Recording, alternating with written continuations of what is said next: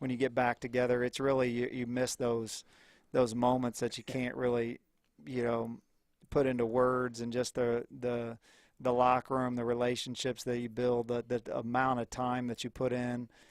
You miss all that stuff, and so I think that's what drives people to want to coach, is like you don't want to ever leave that. And for us as coaches, you get to keep going, but there's nothing like putting on the pads, and you tell those freshmen that. I mean, I'm sure these seniors, looking back, it goes by quick. Even if you've been here for 6 years, like you can think back to when you were a freshman just like that, and things go by fast.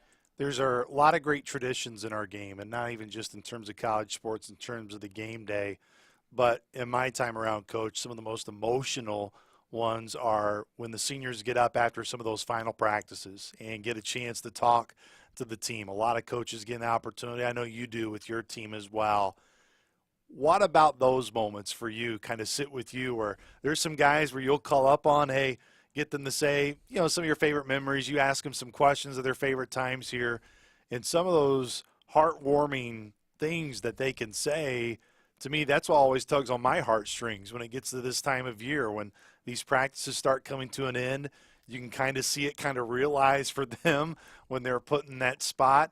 And you also see a lot of the teammates, a lot of the guys that are around them, absolutely locked into what they're saying and really hanging on every word that they do say for those senior speeches. Yeah, we always do that, and I think whether it's after practice and team meeting segments, or getting closer toward the night before the game, but I think I mean, everybody's got a different story, everybody has a different path, and the ups and downs, people have all had adversity in different ways.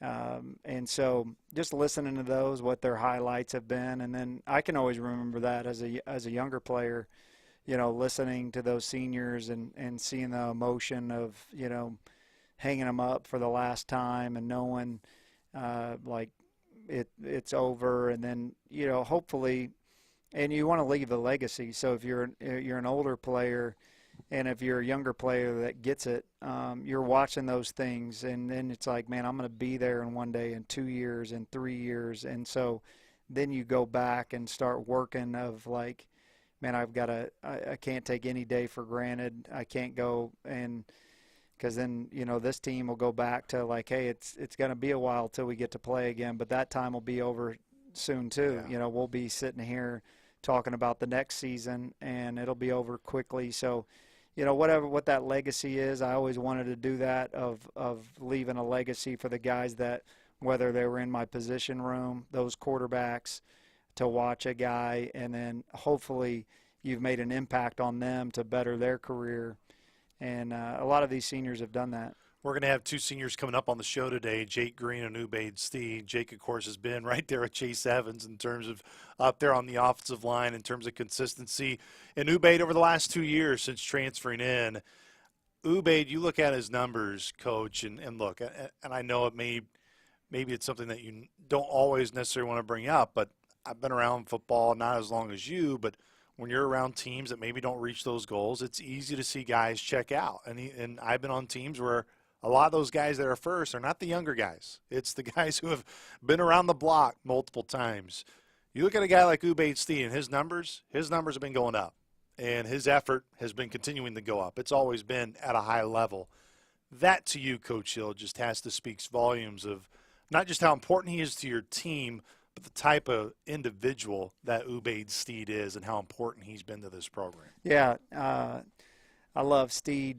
We've got a good relationship, and one that I'll always, keep great contact with. And, probably one of the things, like when you like leaving a legacy, even last week, South Dakota State, the game, obviously we get into the second half, and they've got control of the game, and we didn't have any really safeties to sub, so to where some of those guys, the snap count wasn't as high. He takes like 68 reps in the game because there was nobody to sub him out. And then you put on the tape and watch the effort of those reps.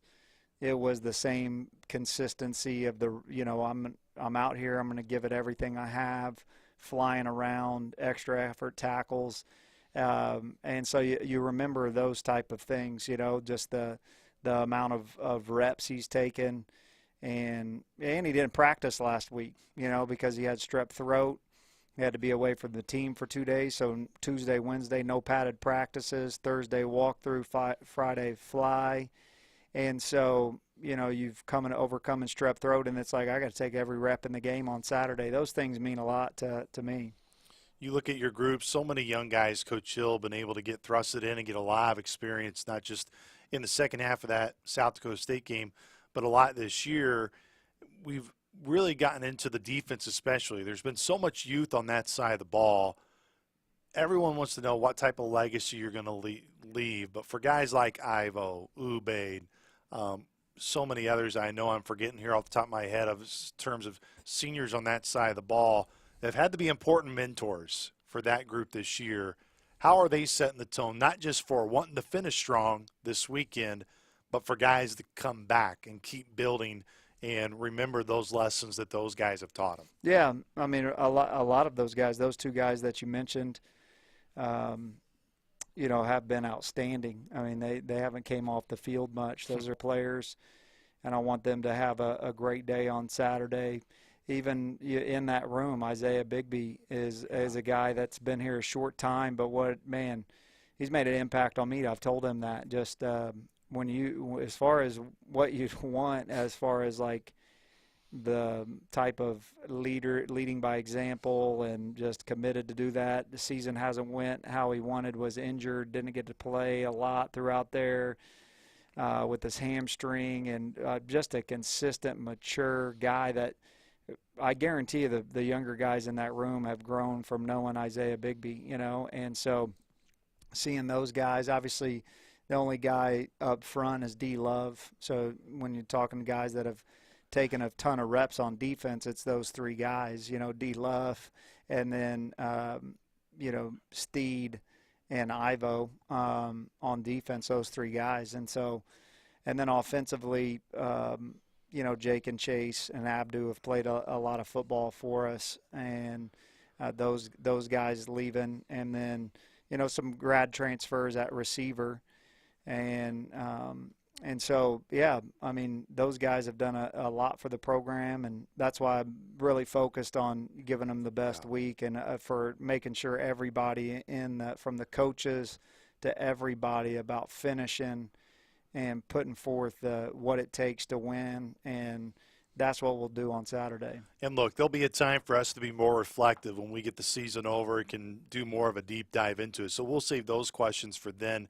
But when you look at on Saturday, and it was one of the areas that we picked up on with Lindauer having to come in, and not an easy spot when not an easy spot for him, not an easy spot for you guys as coaches, because Michael can run, but you also definitely don't want to put Jake back out there, and you wouldn't have been able to. You were trying to get VD ready for possibility coming in or whomever in those spots.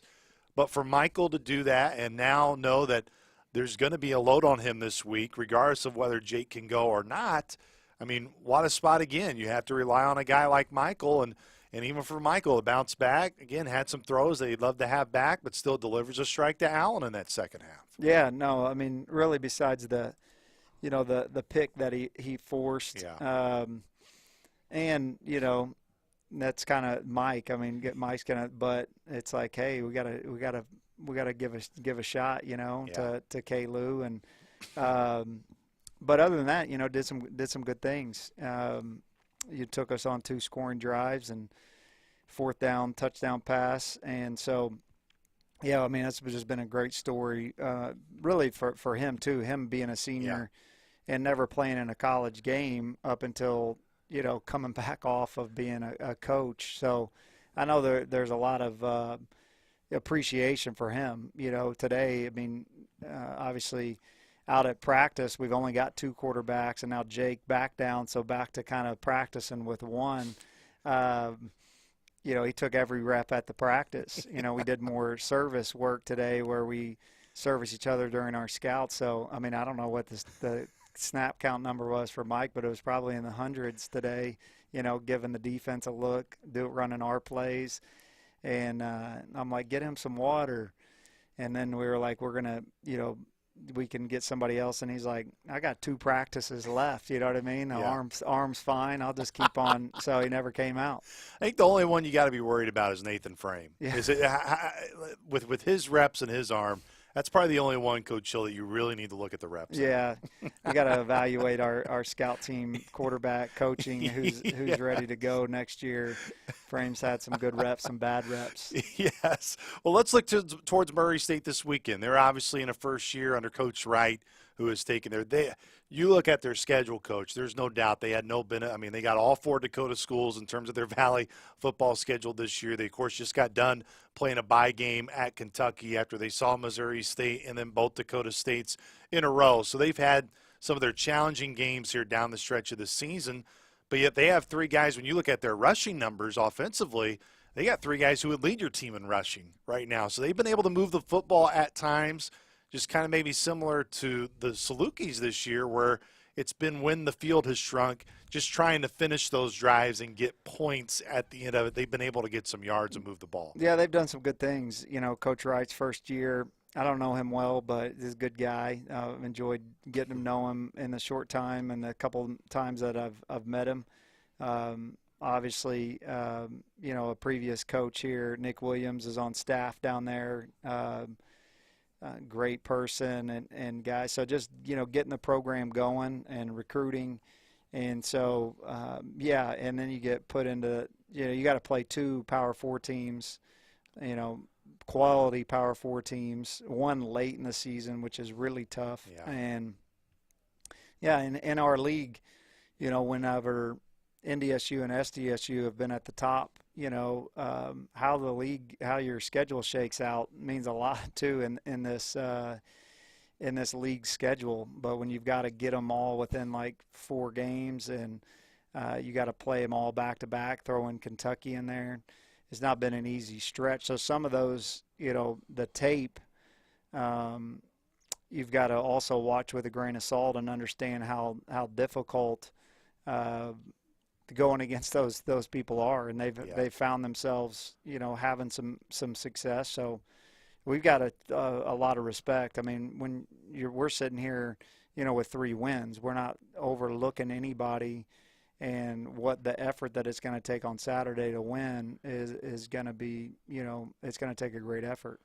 No doubt it will take a great effort against Murray State. And as you kind of continue to work through this week, Coach, just what are those areas that you're just continuing to harp on with your team of, hey, this is what we got to focus on to make sure of when it gets to game time on Saturday, when it's time for us to go suit up for that last time, these are the things we really have to focus on and hit on here for the rest of the week. Yeah, I think when you look at the last 5-6 games, I mean, it's the same things that you talk about when the season starts. I mean, we have to take care of the football, and then we've got to take the ball away, and then explosive plays. And when you look back at the game that we were able to get against Youngstown, we win the turnover margin for the first time in a while, and those led to our points. And then we were explosive, whether it's the runs or passes. We had 18 explosive plays in that game. And then you look back at South Dakota State, they control the ball, running the ball, but we turned the ball over twice early in the game to where, they take a pick and turn it into 7. We turn it over twice. We don't create any turnovers. They have 13 explosive plays. We have 3. And usually when you look at those 2 stats, you're going to see yourself either playing well or not playing well. And so we just got to get back, we got to play not basic football, but just fundamentally sound football and go out there and our guys will play well. As you said, Coach, your team's sitting right now at 3 wins. Murray just 1 win on the year.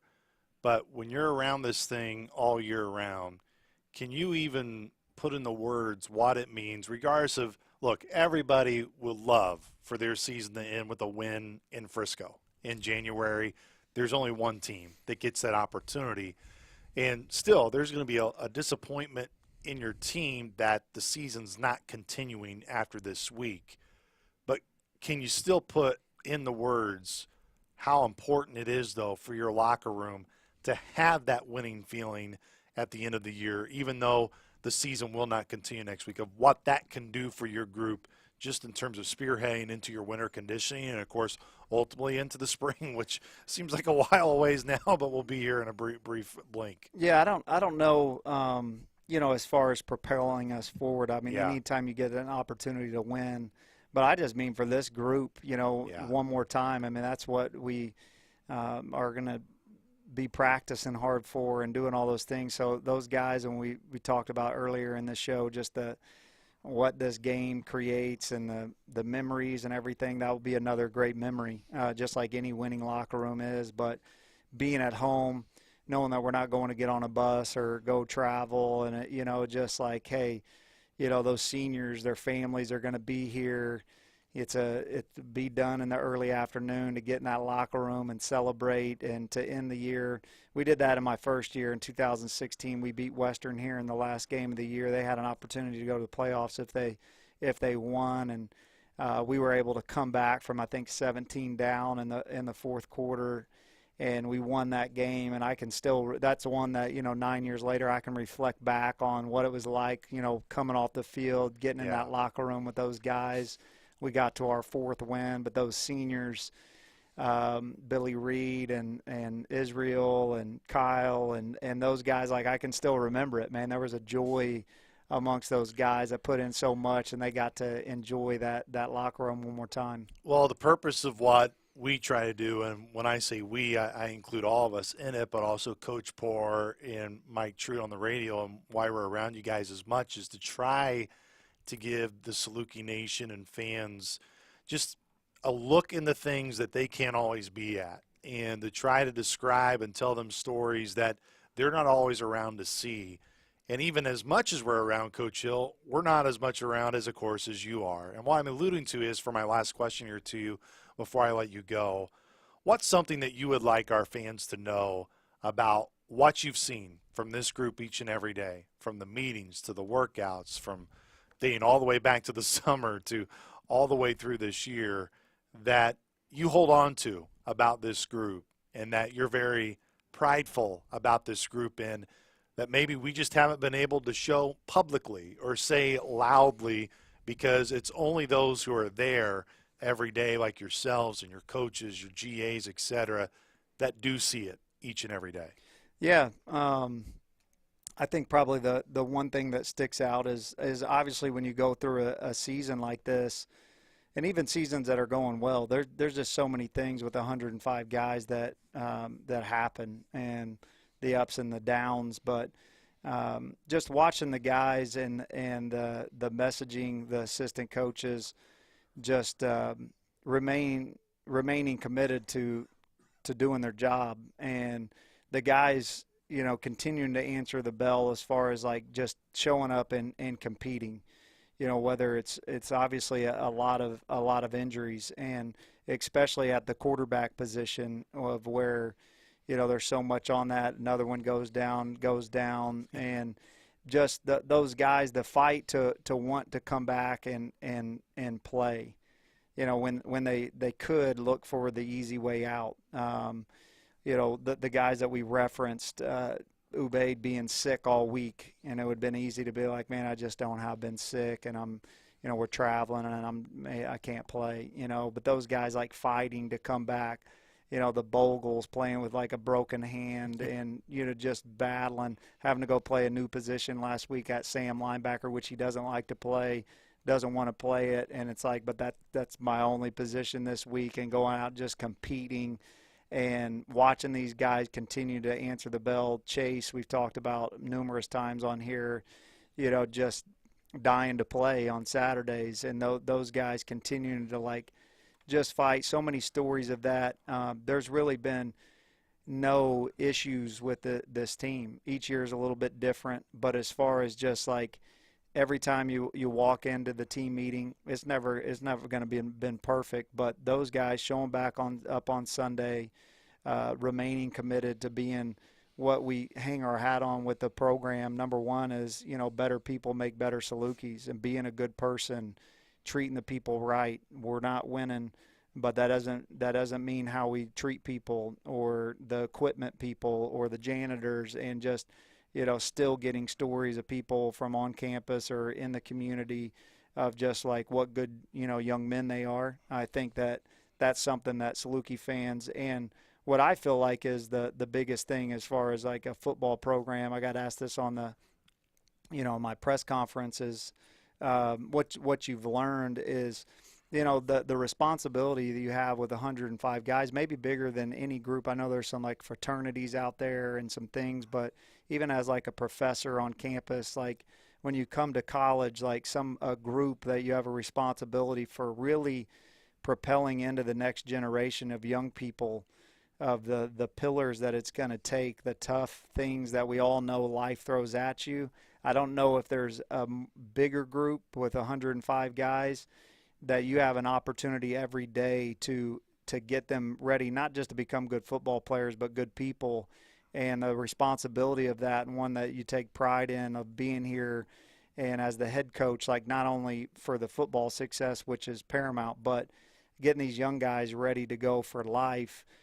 We've not lost our way in that, and a lot of them, man, that these 20 guys that are going to walk on Saturday are ready to go, meet life's challenges head on because they've been prepared. Coach, thanks so much, not just for today, obviously, but all year long, to not just you, but your staff, your team. I know we got Jake and Ube coming up here on the show, but the access you give us is much appreciated. I know the show was a new format this year. Hope you enjoyed it, doing it each and every week. And I'm telling you, I'm already counting down the days till we could do this again starting next August. No, I appreciate you guys. Like you said, Mike and Coach Poor, you.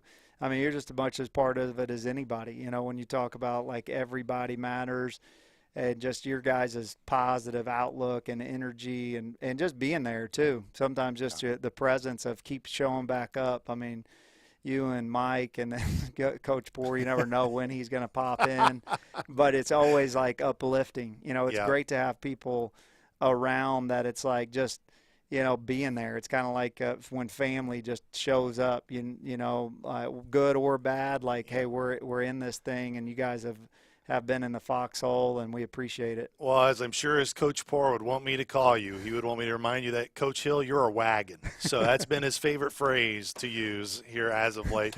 Coach, appreciate the time, and we'll looking forward to watching you guys play this weekend. Yeah, appreciate it. Once again, that was head coach Nick Hill.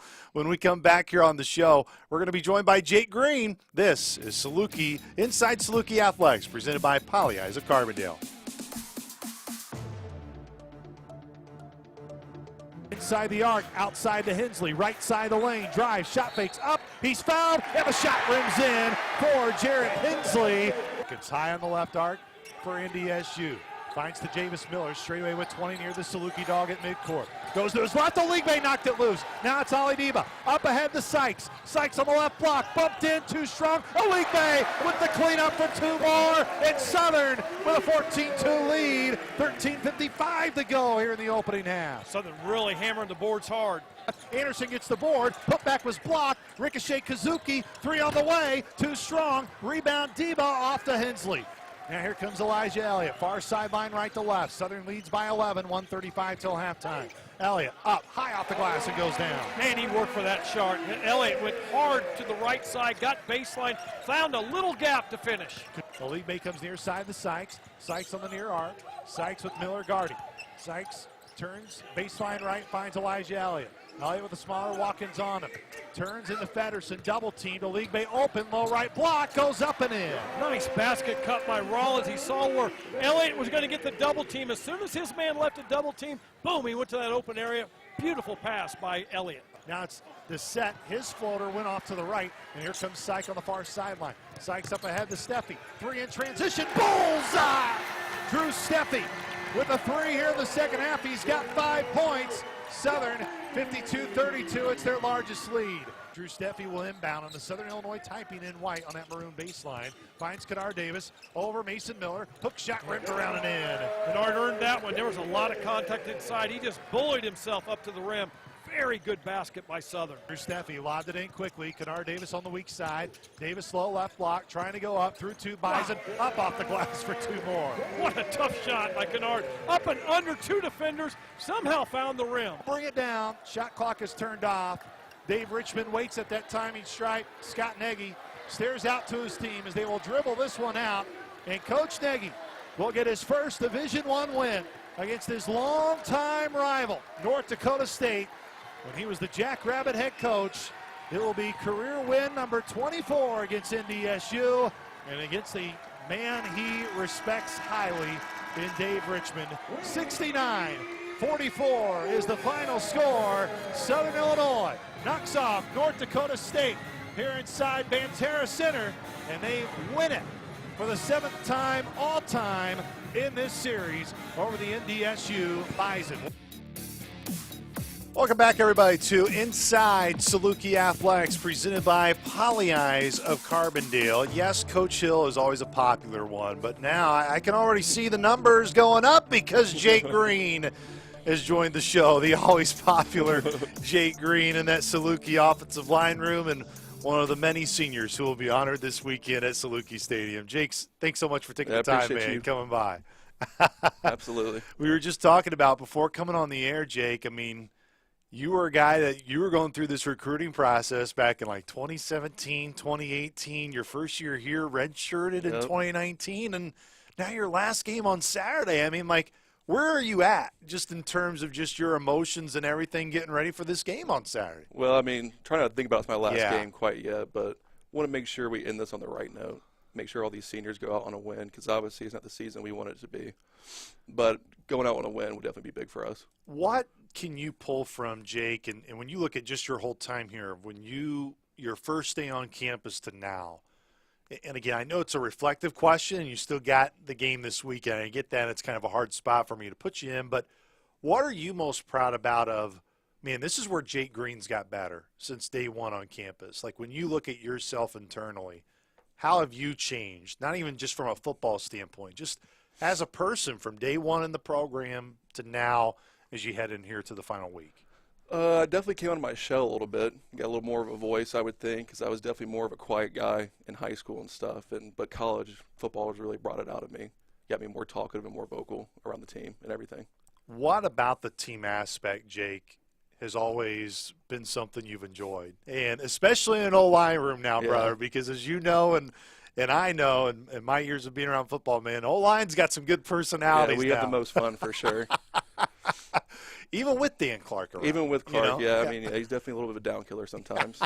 But what about the room, especially, you always kind of gravitate, I think, towards the guys you started with and then the ones you end with. Right. Not that those in the middle you don't remember at all, because you do. But let's start with your time here.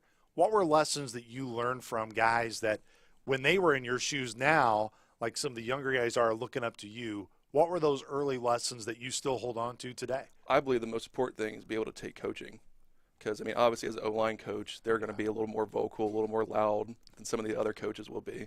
Just got to be taken on the chin, make sure you're learning from what you're doing your mistakes on, and building from that. That's the most important thing. And also another thing is just to always have fun playing this game. Because at times it can get a little tedious and everything. But make sure you just find the fun things out of everything. And not only can it get tedious, Jake, but when you are in a year like this, where I think all of us knew, you know, going in the halftime of that Incarnate Word game, I mean, I wish you could bottle up that emotion. Absolutely. Because I actually had to run quickly out of the press box and go check something for our post game, how we do, Coach Hill. And I went by the locker room at that time. I mean, just the energy level in there was like, you wish you could bottle that up and sell it, because it was unbelievable. I know things since then took a turn, but how have you tried to remind yourself, even in a year like this, it's fun? Like what you get to do each and every week. There are so many that would do anything to be in your spot. It's just easy being around the guys. Having a good group of guys around you makes everything easier, I think, personally. Why about this group do you think, Jake, that there's been that connection? Like there's been that close connection of, like you said, it's not been hard because everybody you show up with day to day, that's what gets you going. Absolutely. We've just been together for a while, like guys like Chase, Abdu, I mean, even like Finsky. I feel like I've known him for a long time.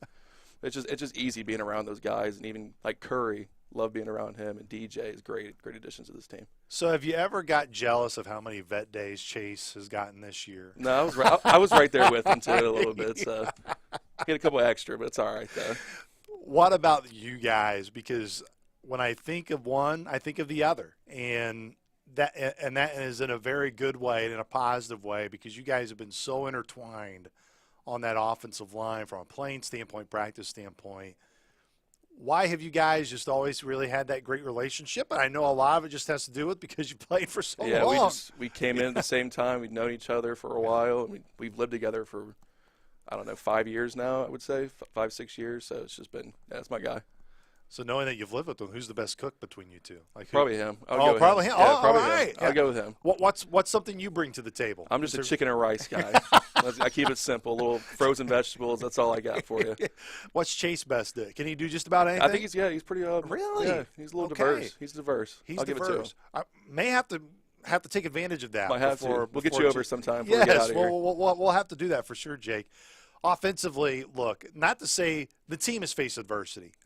Even when you look at the defense this year, Jake, I mean, losing Dewey and Colin early were huge because that thrust a lot more younger guys onto what was already a youth-filled defense.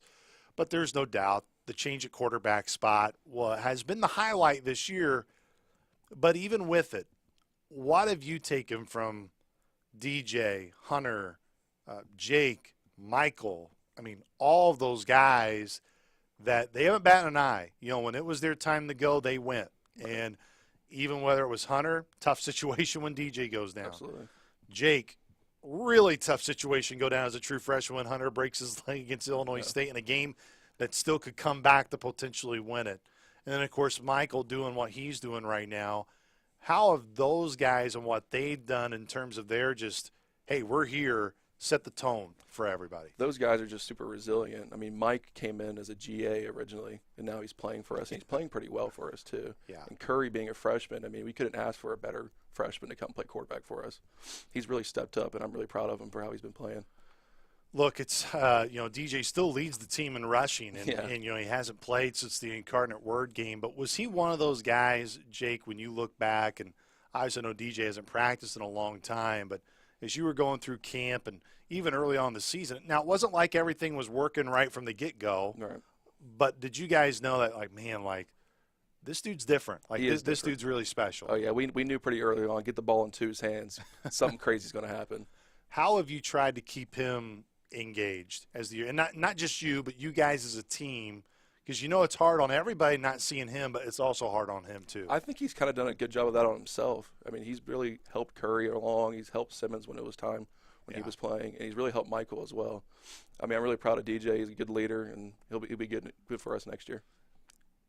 We'll have Ube coming on later in the show to close it out, and it's going to be a question I want to ask him too, Jake, is and you've already kind of hinted at a bit of, look, it's been the team. That's what's made it easy. But what is it about Coach Hill, the staff, that sets that expectation but gets you guys to a point where you'll do anything for those guys? And I think the Youngstown State game, no question, showed that on full display. Absolutely, yeah. The coaches, they know, they set the standard for us, and then the seniors and the leaders of this team just implement that standard. And I think the coaches do a good job of letting us be a player-led team. There's been a lot of veterans that played up front for you guys offensively, but as you look towards the future here, Jake, no doubt there'll be guys that get brought in and there'll be competition down the line. But of some of those names that maybe I haven't said a ton this year that Saluki fans don't know, who are some of the younger guys that you're like, hey, Saluki Nation, remember these names? Like, I'm telling you, these are going to be guys, if they put in the work, they're going to be in your spot where you are right now. I think the biggest one would be Blaine Howley. He should be playing tackle next year, and I think he's going to be really good for us. Strong guy. He's got good fundamentals, and just keep growing. He needs to have a big spring and a big summer and fall camp for him to take that next step, and I think he will. And are those things, Jake, even in your spot, that you try to remind those guys, like, Absolutely. hey, like, look, man, like, you got what it takes. My to get time's where done here. You boys are up next. Will you be the guys in the stand that maybe have a few beverages yelling out some encouragement? Just a little something maybe. Well, Murray State this weekend, Jake, just any win is important to get. And when you know it is going to be your last time at Saluki Stadium, not to say that's the only motivating factor, right. But just for everything this team has been through this year, what would it mean to just put a cap on the year in a winning fashion on Saturday? It's just closing this book on the right way. You want to go out on a good positive note. You don't want to come out with a loss here. So we're expecting a win here. We will get a win. You guys offensively, what are the things you're really preaching right now here the rest of the week, Jake, in between now and Saturday? I know as offensive line, we're saying let's run the ball. Let's get the running game going this week. Absolutely. And I think everybody would love to see that running game get going on Saturday at Saluki Stadium. Jake, really appreciate your friendship more than anything, and definitely looking forward to watching you guys on Saturday one final time at Saluki Stadium. Appreciate you, Luke. Once again, that was Jake Green. Join us when we come back here on Inside Saluki Athletics, presented by Pagliai of Carbondale. Head coach Kelly Bond White joins Larry Larson.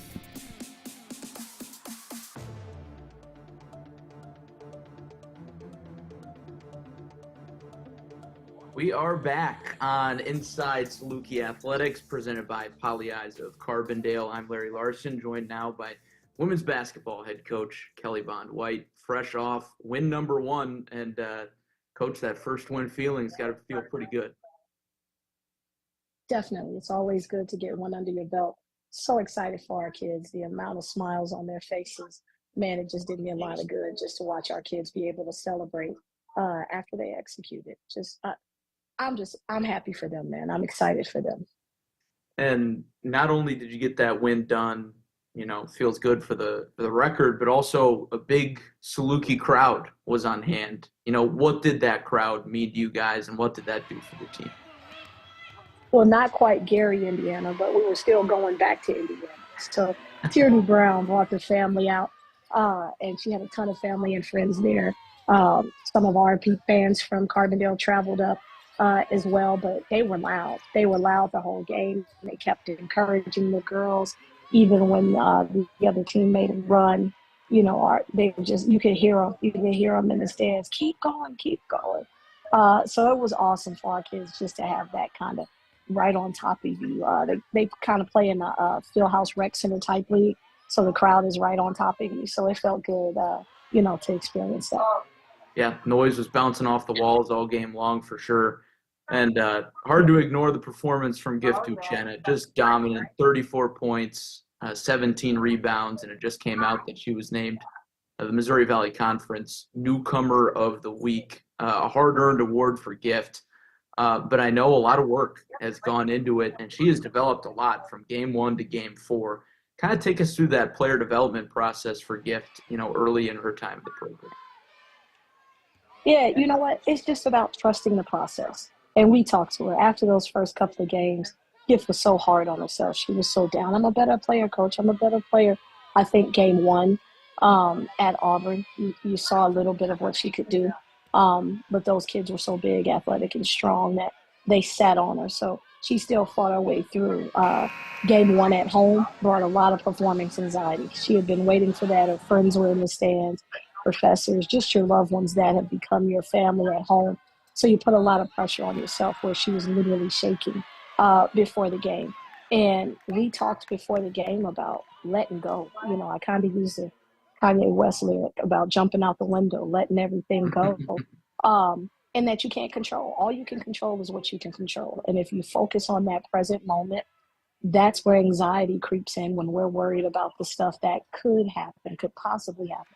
We can't control that mess, so let's just stay where our feet are and be present. And I think you saw that for her. She was flexing, and her teammates were excited for her, looking for her to get the ball. And she did it on both ends of the floor. I mean, just tracking that ball, moving out of space, getting rebounds. I think you saw the beginning of what we've seen and why we brought Gift here. You mentioned, that concept of home away from home for a player like Gift, who is from Nigeria. Got a lot of players from a lot of different places. What's that process been like of getting the team as a whole to gel when you've got so many diverse backgrounds? Oh, for sure. I mean, I've had the experience since I've been here every year with this new athletics and what we're looking at as the future of athletics. Even though it's my 3rd year, it's still a first-year team.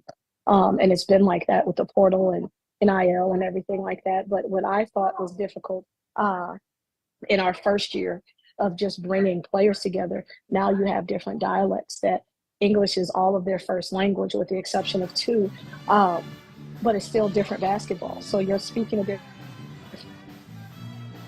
you're trying to mold in what the coaches are talking about. So we formed our Saluki dictionary, looking at every detail, making sure our young ladies know when we say something, this is what we mean by that.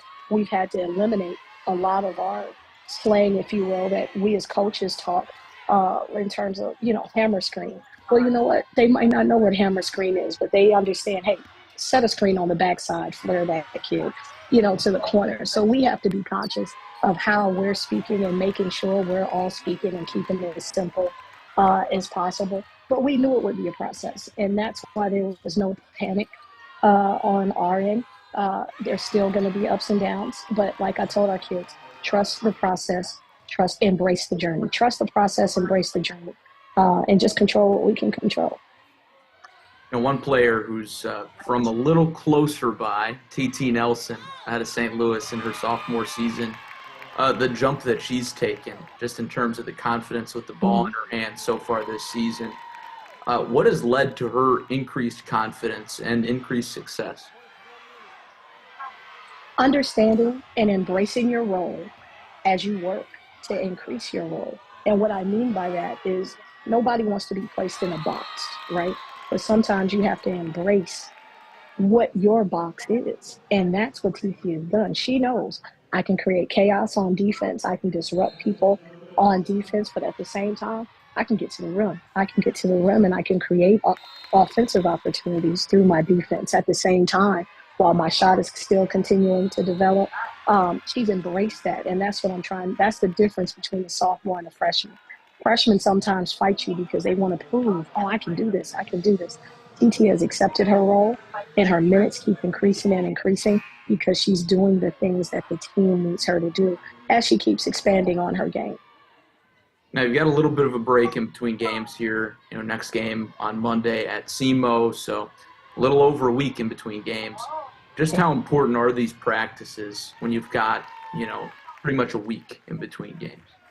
Well, let me tell you something. The practices are important, but the off days are probably more important right now as we get some kids back that were pretty banged up. We lost Alice for that game, and so we're hoping to have her back for Monday. It gives Janiyah some more time, on her recovery, and just all kinds of folks that we're hoping to have back into our lineup. We're with Karis right now, and it's some good stuff headed our way. We're going to start getting some of those players back that have been off the lineup. So off days are important, but it's really important for this week of practice to be able to refine some things that were exposed, things that we've seen in these first couple of games that we need to clean up, things that we want to add as we continue this process, because keeping sight of this whole process is getting ready for Missouri Valley Conference play. Without a doubt. And, as we start to wrap up here, you mentioned a few of those things that you discovered. I think one thing that really improved was the defensive rebounding and limiting turnovers on Saturday. Those were the two big things that I think we've talked about almost every interview that we've done this season. But just how much progress have you seen in those two categories? Huge progress. And I told you after the last time we did this that I had to get our kids' attention. And you have to get their attention in terms of taking care of that basketball. And definitely a season low, 13. We have 12 on the rack in practice that we're practicing against if we have over 12 who run. So 13 was a good number. I might actually give them that one for that performance because I think we had a couple charges where they can earn that. They can earn that ball back if we take some charges in the game. But no, I'm proud of the growth. But I'm most proud of my young ladies' consistent effort and their belief in each other. Let me tell you something. Things can waver X's and O's wise. Things can waver, on that court. But the consistency is how they have each other's backs and how they love one another. And if we keep that, I like our chances with this group continuing to grow. It's been a lot of exciting growth so far, and we're definitely excited to keep watching this group grow. Coach, I know you're busy. I know you're on the road. Appreciate your time, and we'll talk again here in a few days. Appreciate it, Larry. Have a good one.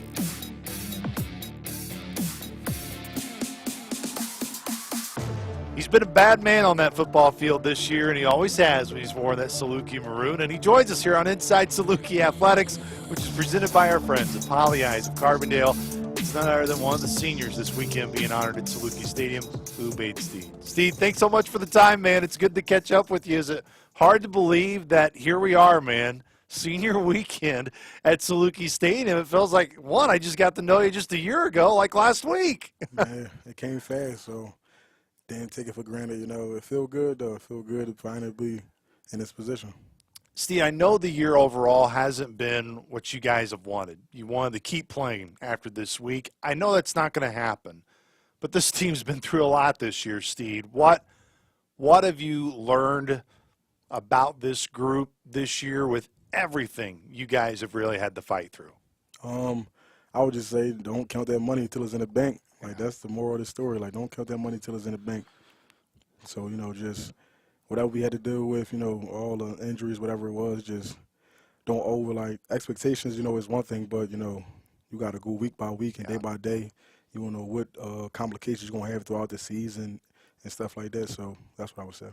How have you tried to help this group, especially defensively, Ube, because it's a group that was young at the start of the year. Everyone knew there was going to be a lot of youth and different guys in different positions. And when Dewey goes down, when Colin goes down, all of a sudden the youth really gets shown on display. But you've been a constant. How have you tried to lead that group throughout the year, just from that leadership point of how you've tried to carry that load this year, Steve? Yeah, just knowing that, good players got to play like good players, and you always got to step up, and you always got to be accounted for. Like, no games off, no series off. Like, you always got to be somebody they can lean on. They can see that, even if I make a bad play, just knowing that, just fighting through it, that's the thing. Just being constant, fighting, always fighting through it, and never giving up no matter what. Like, staying tall. When you think of going back, when you transferred in from Towson to come to this program, everything you were told about it, has it been what you were told throughout the whole recruiting process from the coaches you've been able to get to know, and, of course, the coaches have been able to coach you up on that defensive side led by Antonio James? Yeah, I would say definitely. Like, when I first was coming out here, when I first got on that plane, definitely a culture shock. Yeah. But, like, the first thing they always said was, like, they tight knit and it's like a family. I done been through a lot, like, far as, coaching changes, D coordinators and position coaches. But they always say the same on the aspect of just, like, tight knit and family culture. That's one thing that I feel like Coach Hill, he instills in his staff and through the players. That's one thing that always maintains the same. It's one of those things when you go throughout a year like this, Steve, we've tried to say it, every week when we're on the air, is how close-knit you guys are and how much you really enjoy being around each other and give it your best every week. I know the result hasn't always ended in a W on Saturday this year, but have you felt that as a guy a part of this team, that every work day you've had, like today at practice, every game where you guys have gone into, you guys as a group have loved being around each other? Yeah, definitely. Like I said before, that's just something that's just always instilled in us. Like, man, if one guy having a bad day or a group having a bad day, one side having a bad game, it's just like always stick together no matter what. That's the bottom line that I think, like, around here, that's the culture of being here. Like, bottom line, whether we win, we lose, draw, just stay together and we'll figure it out later. What I love about your room and the safety room is you and Ivo. You guys have been such veterans. You've played in so many football games, and you guys got great personalities too. Yeah. And that's what I'm going to miss the most about you guys. But what have you enjoyed about the safeties room, and specifically playing with guys like Ivo, Dez, who, of course, you've seen come in, grow last year? Like, how tight-knit is that group specifically with you guys in the safety room? Yeah, Ivo, that's my guy. It's so diverse in that room. Like, it's so many moving pieces. Even we got Zay, we got CJ, like Dez, even Lil Vinny. So it's like we all just so close knit. Like, you feel me, on the field, off the field. Like, we all know how to play together, and there's so much time. It was so much talent in that room. And we all knew that it was gonna be like everybody was gonna play. So we all just connected well. It was never no like animosity, none. We all knew like everybody gotta get their chance. What is it about just the diversity of a room, Ube, that makes football so special? And what I mean by that, my question is just, how does that make the enjoyment of coming to practice, to the games, the road trips, more enjoyable? Because, the people you're around, the group you're around, it brings you around different cultures and different personalities. I think that's just the game in general. Like, just harping on it now is like, this my last, college season, so it's on the aspect of like just on the road on them college trips, like football in general brings so many people around, people from Florida, people from Vegas, people from Texas, people from this part of Illinois. I'm from Philly, so it's like just the team in general and the beat on the team sport in general and so many different backgrounds and, you know, like obviously it's a trek, so everybody just from different places, brought up different, you know, households are different, so, you know, it'd be a lot of just humor. People got a whole different type of humor, Yeah. so it's just a whole lot of stuff, you know, and it's just, I just love to be around it. I love to be on this team sport. When you look at this group on the defensive side, and we'll start there, Ubaid, so many, as I mentioned, a lot of young guys have been able to get in there and play this year. What has you optimistic about, even though your time here coming to an end, Yeah. but, you know, there's a lot of guys that you're mentoring right now that are going to be coming back and going to be a big part of this team, not just next year, for years to come. Where do you see the future of the defense, and especially in a lot of these young guys that are playing that you're mentoring? Yeah, I would say them guys are going to be in, like, next year, they're going to be in major roles, and I feel like they're going to be prepared. You know, especially like games this year, they was able to get in. You know, like a Lucas McDaniels, like he was a guy who I think, you know, when he get his reps and he really get his size, you know, he's a true freshman. So when he really get his reps and his true size, he's going to be an animal. It's a lot of guys who I think going to step up and be major contributors. It's really easy, Steve, and I'm not trying to, you know, set an excuse here for you by any stretch, but when you're a guy in your shoes and a season is going the way it is, I've been around college football long enough for the last 10 years where you could see guys check out and just be like, you know what, I'm done. I'm ready to move on. Our goals are not going to get reached. Why do I need to keep showing up? Right. And what you've shown, 4 of your last 5 games, double-digit tackles. You're flying around the field. You are playing at an all-conference level. A lot of that has to do with how you're wired. Right. Why have you made sure that you know how you're wired and you're going to stick with it regardless of all the outside noise and maybe pressure of why to keep pushing yourself that hard? Yeah, because, you know, it's just, I mean, like, besides legacy, besides, like, all that stuff, it's just, like, whatever you sign up for, just finish it. You know, finish it the best way you can. Like, whatever in life you sign up for, that's always the goal. Finish it the best way you can. Like, I'm healthy. I can go out there and play. I'm gonna take advantage of it. I'm going to go out there and, you know, try to get a win. That's just how I'm wired.